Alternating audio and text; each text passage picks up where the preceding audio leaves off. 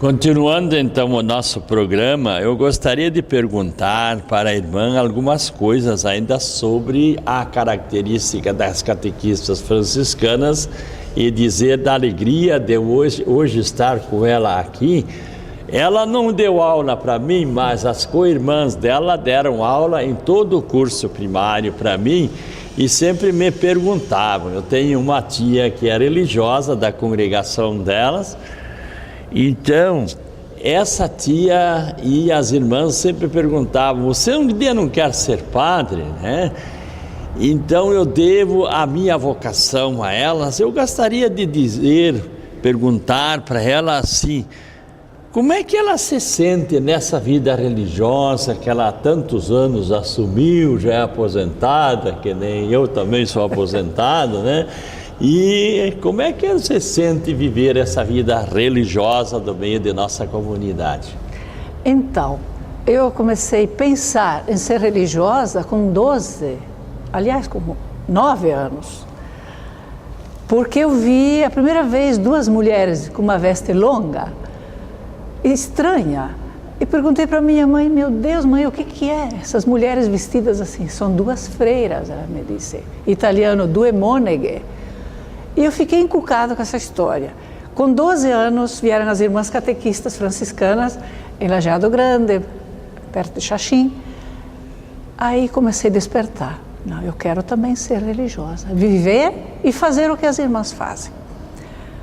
Aí eu vim para Erval do Oeste, aqui na cidade vizinha, estudei e até me formar religiosa na congregação das irmãs catequistas franciscanas.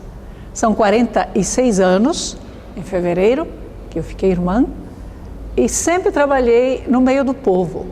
Trabalhei em escolas, aqui na Diocese de Joaçaba tive a graça de trabalhar alguns anos também na pastoral, e nas paróquias, sempre foi um trabalho que eu exerci muitos anos, na formação de jovens, meninas que se preparam para a vida religiosa, também em seminários dos padres franciscanos, ajudei na formação, na escola, enfim, a gente fez diversos trabalhos em torno da formação. E são 46 anos de consagração, trabalhei nos mais diversos locais e realidades, desafiadoras, menos desafiadoras, mas sempre conservando o carisma da irmã catequista franciscana, que é viver a simplicidade, a alegria e a disponibilidade no meio do povo. Eu gosto de ser irmã catequista franciscana. A vida de Francisco sempre me motivou muito e o jeito de ser e de viver das irmãs, que era uma luz para mim quando criança, quando jovem, adolescente, foi o que me fez ser religiosa. E fica o desafio para as jovens de hoje também, né? Que no meio desse nosso mundo cheio de maravilhas, mas também de desafios, ainda fica o convite desafiador de Jesus para os jovens também seguirem a vida sacerdotal, a vida religiosa masculina, a vida religiosa feminina, para ser nesse mundo uma presença, uma força de Deus para as famílias. Nós estamos percebendo aqui, tanto a irmã como a gente, eu como padre, ela como irmã religiosa, que nós renunciamos a uma família.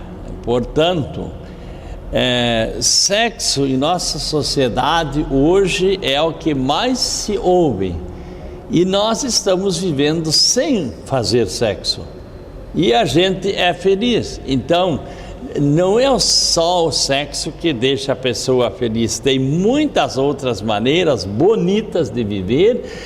Esse esforço que nós renunciamos à vida de uma família, à vida sexual, isso nos antecipa ao reino de Deus, que lá no céu não existe casamento, nós sabemos disso, e a gente é feliz. Eu me conto com quase 62 anos de padre, muito feliz da minha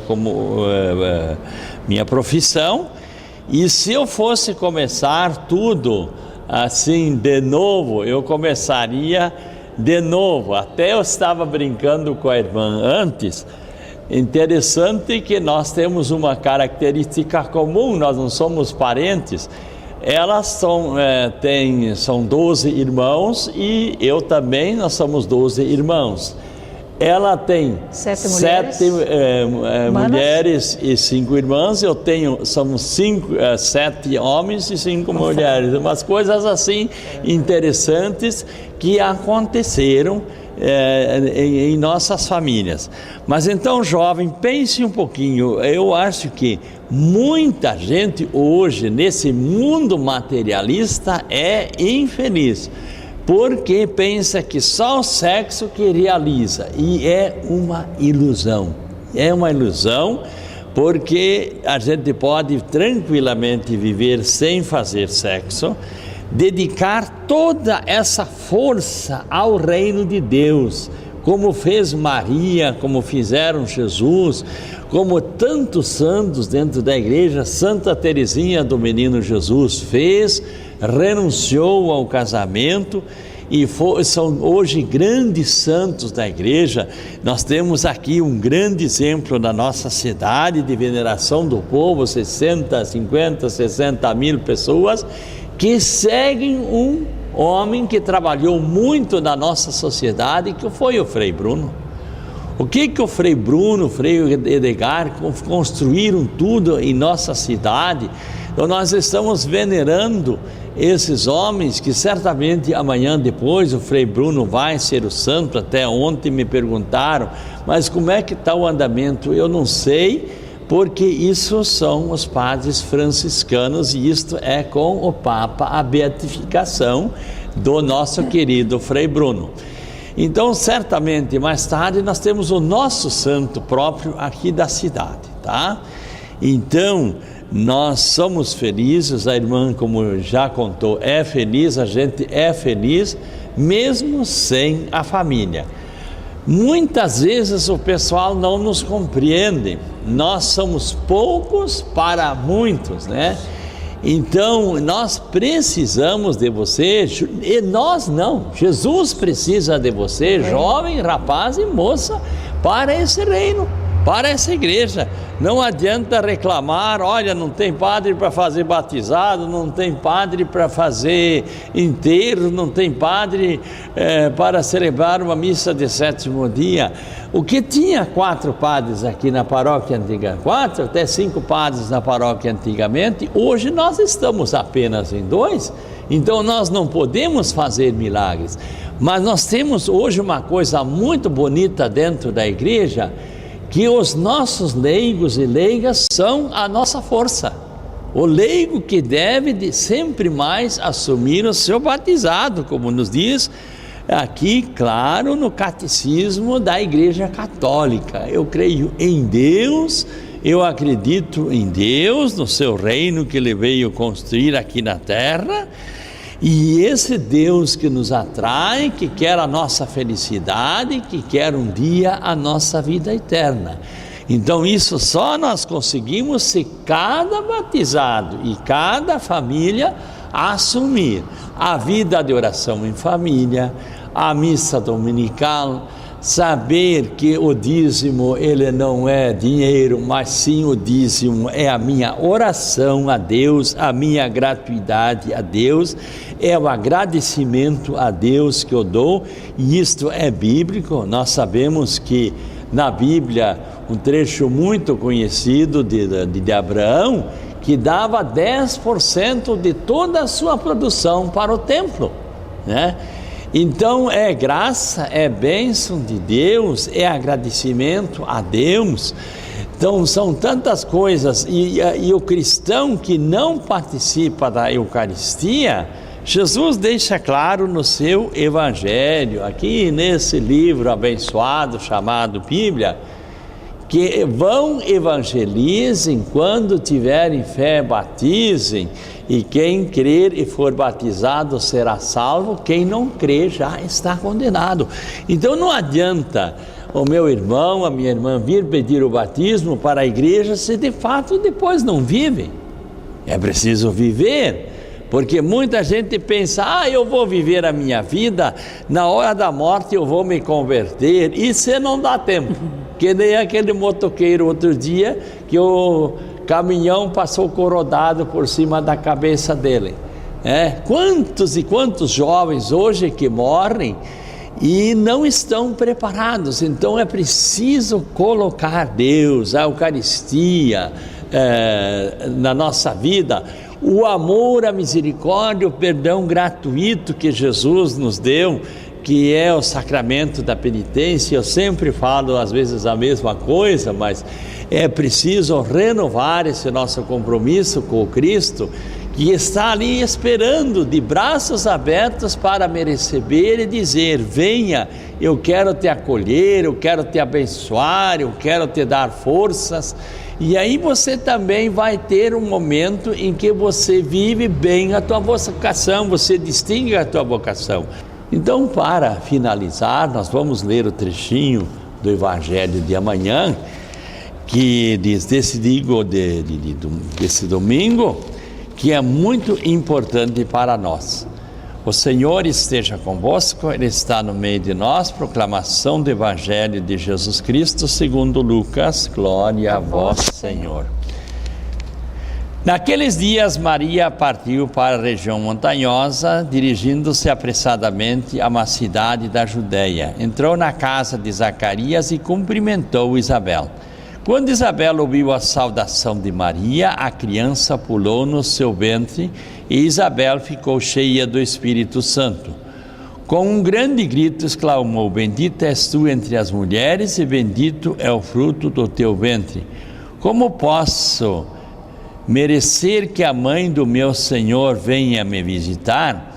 Logo que a tua saudação chegou aos meus ouvidos, a criança pulou de alegria no meu ventre.